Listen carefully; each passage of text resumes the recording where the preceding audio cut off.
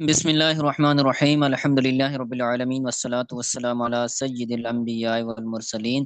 ہمارا اصول و شاشی کا سبق جاری و ساری ہے، اور ہم وہ چیزیں پڑھ رہے ہیں جن کی وجہ سے الفاظ کی حقیقت کو چھوڑا جاتا ہے۔ تو ہم نے تیسری چیز پڑھی ہے کہ سیاق کلام کی دلالت کی وجہ سے، سیاق کلام کی دلالت کی وجہ سے بھی حقیقت کو چھوڑا جاتا ہے، حقیقت کو بھی ترک کیا جاتا ہے۔ تو ہم نے چند مثالیں پڑھی تھیں، اور آج ہم ایک حدیث پاک ہے اس کو پڑھ لیتے ہیں۔ تو پڑھتے ہیں، کہتے ہیں وَعَلَى هَذَا قُلْنَا فِي قَوْلِهِ علیہ السلام، اور اس پر ہم نے کہا، یعنی سیاق کلام کی دلالت کی وجہ سے حقیقت کو چھوڑا جاتا ہے، اس اصول، اس قاعدے، اس قانون پر ہم نے کہا حضور صلی اللہ علیہ وسلم کے فرمان میں، کہ سرکار صلی اللہ علیہ وسلم نے فرمایا اذا وقع الذباب فی طعام احدکم فامقلوہ۔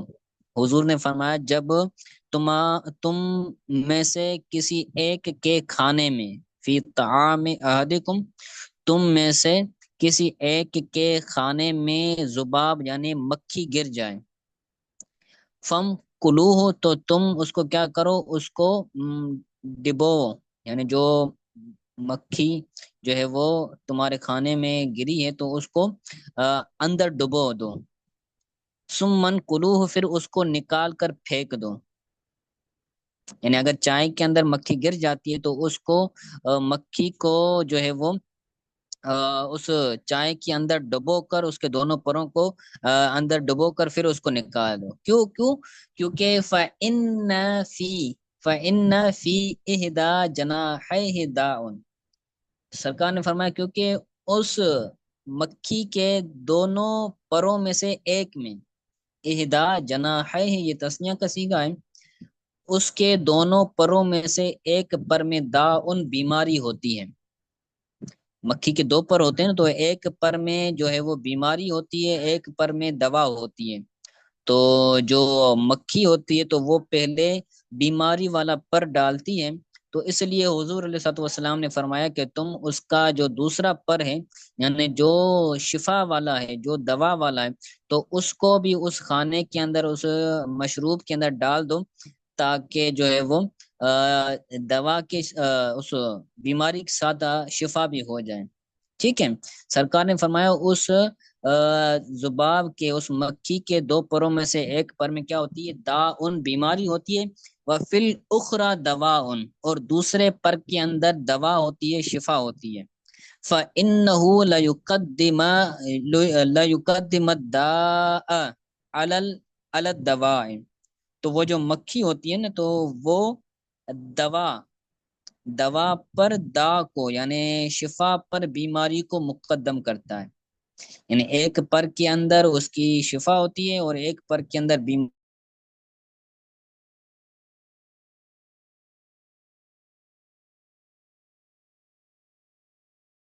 ہوتی ہے۔ تو جس کے اندر بیماری ہوتی ہے، جو بیماری کا وہ مکھی، تو حضور نے اس لیے فرمایا دوسرے پر کو بھی اس کے اندر کیا کرو، تم ڈال دو اس کے اندر۔ تو یہ حضور علیہ الصلوۃ والسلام کا فرمان تھا۔ تو اب ہم آگے وضاحت کہتے ہیں دل سیاق الکلام علی ان المکل لدفع الاذى عنا، کلام کا جو سیاق ہے، دل سیاق الکلام، سیاق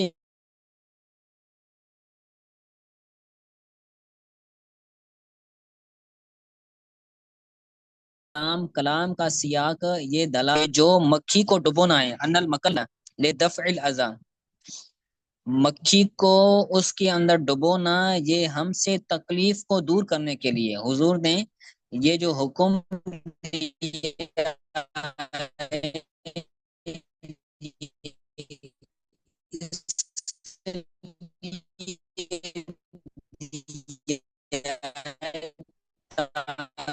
کہ ہم سے تکلیف، ہم سے لے امر تعب لا حقا للشرع، لیے حضور نے حقا للشرع، شریعت کا جو حق ہے، امر تعبدی، اس کے لیے حضور نے نہیں فرمایا۔ امر تعبدی کا مطلب یہ ہوتا ہے کہ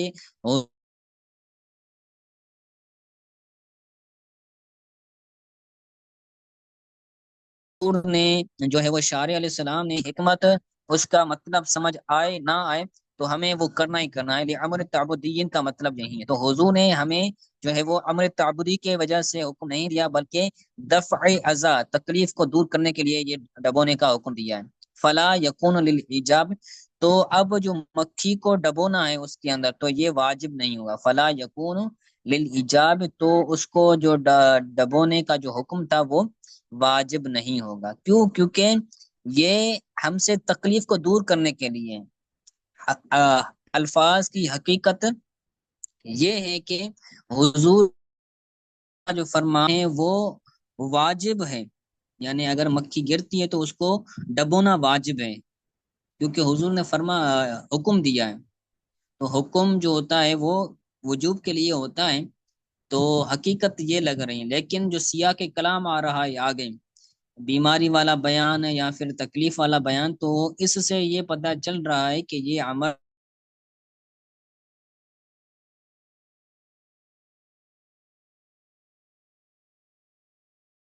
ہے وہ اس لیے ہے کہ ہم، ٹھیک ہے، ایک منٹ، ٹھیک ہے۔ تو آگے دوسرا جو ہے وہ مثال بیان کرتے ہیں اسی کا۔ سیاق کلام کی وجہ سے جو حقیقت ہے اس کو چھوڑا جائے گا۔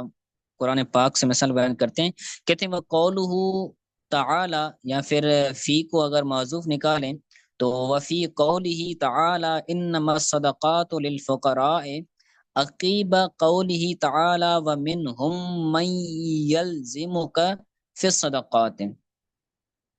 تو قرآن کے اندر دو آیتیں ہیں سورہ توبہ کی، ایک ہے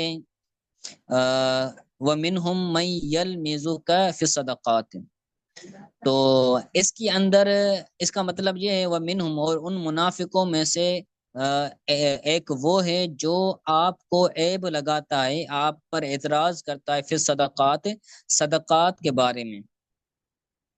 یعنی ایک منافق شخص تھا جس کو حضور صلی اللہ علیہ وسلم نے جو ہے وہ صدقہ نہیں دیا، وہ بیٹھا ہوا تھا، وہ اس لالچ میں تھا کہ ہمیں بھی صدقہ ملے، خیرات ملے، لیکن وہ منافق تھا، وہ مالدار تھا۔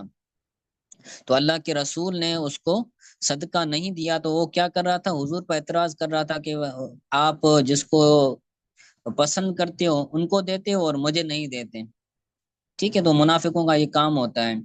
تو اللہ تعالیٰ نے اس کے بعد فرمایا انما الصدقات للفقراء، جو صدقات ہیں، جو خیرات ہیں، وہ فقیروں کے لیے، جو شرعی فقیر ہیں،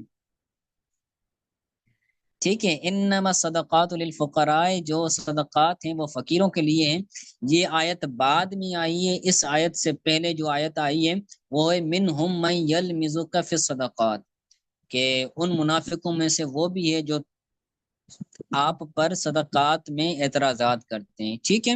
تو یہ اللہ تعالیٰ کا فرمان ہے، کہتے ہیں وَيَدُلُّ أَنَّ هَذَا يَدُلُّ عَلَىٰ أَنَّ ذِكْرَ الْأَصْنَافِ لِقَطْعِ، یہ آیت دلالت کرتی ہے اس بات پر کہ جو مصارف صدقات ہیں، مصارف صدقات کا مطلب یہ ہوتا ہے کہ جن کو صدقات اور خیرات دینے کا حکم ہے، جیسے جو ہے وہ مسکین ہیں، غریب ہیں، اور جو یتیم ہیں جن کا کوئی نہیں ہے، اسی طرح جو عزیز و اقارب میں مساکین ہیں ان کو بھی صدقہ اور زکوٰۃ دے سکتے ہیں، شرعی جو مصارف ہیں، ٹھیک ہے۔ تو کہتے ہیں ذکر الاصناف لقطع تمعهم من الصدقات، یہ جو مصارف زکوٰۃ کو ذکر کرنا ہے، تو یہ صدقات سے منافقین کی جو لالچ ہے، صدقات کے اندر جو منافقین کی لالچ ہے ان کو ختم کرنے کے لیے، لقطع، قطع کا مطلب ہوتا ہے ختم کرنا، تو صدقات سے ان کی طمع کو اور ان کی جو ہے وہ لالچ کو ختم کرنے کے لیے ہے، بیان المصارف لہا، صدقات کے مصارف کو بیان کرنے کے ساتھ، یعنی صدقات مصارف جو صدقات ہیں ان کو اس لیے جو ہے وہ ان کو اس لیے ذکر کیا گیا ہے، اس لیے بیان کیا گیا ہے تاکہ جو منافقین صدقات کے اندر لالچ رکھتے ہیں تو ان کی لالچ کو کیا کیا جائے؟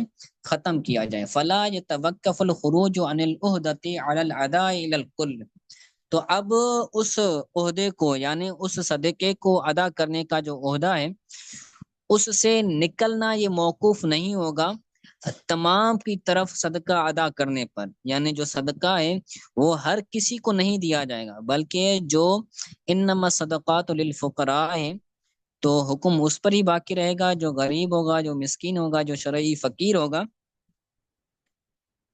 اس کو ہی جو ہے وہ صدقات دیے جائیں گے، ہر کسی کی طرف اس کو نہیں لوٹایا جائے گا، ٹھیک ہے۔ تو یہ تھا جو تیسری قسم تھی، جس کی وجہ سے حقیقت کے الفاظ کو چھوڑا جاتا ہے، یہ سمجھ آ گیا؟